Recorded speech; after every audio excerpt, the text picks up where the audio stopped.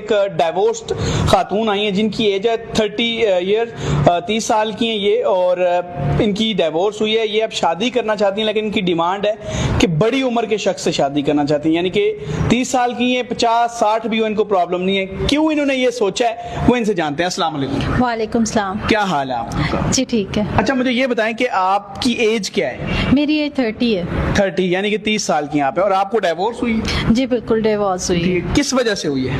Divorce کی وجہ یہ تھی کہ کافی لڑائی جھگڑے ہوئے تو ڈیورس ہو گیا.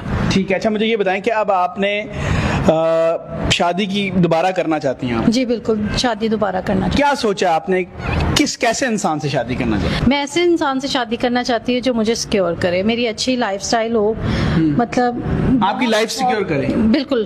اور اس کی ایج کیا ہونی چاہیے؟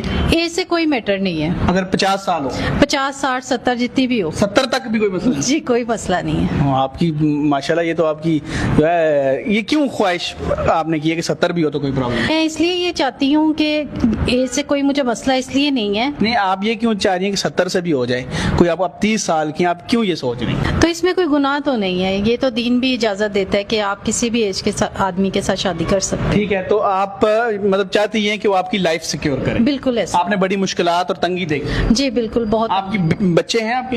نہیں بچے نہیں ہیں میرے. بچے نہیں ہیں, یعنی کہ ناظرین ان کی خواہش یہ ہے کہ یہ ایج میٹر نہیں کرتی, میٹر کرتی ہے کہ ان کی لائف کو سیکیورٹی ہو, اور ان کا یہ جائز حق ہے. بہت سی پاکستان میں ایسی خواتین ہیں جنہوں نے لائف کا ایک پیریڈ بڑا خطرناک دیکھا ہوتا ہے, بڑی مشکلات دیکھی ہوتی ہیں, بڑی ٹف ٹائم دیکھا ہوتا ہے. جب ان کی ڈائیورس ہو جائے یا کچھ اس طرح ہو جائے تو پھر دوسری لائف وہ اچھی گزارنا چاہتی, اور ان کا یہ رائٹ ہے, یہ لالچ نہیں ہے, یہ ان کا رائٹ ہے کہ وہ پوری زندگی تھوڑی تکلیفوں میں گزارنی.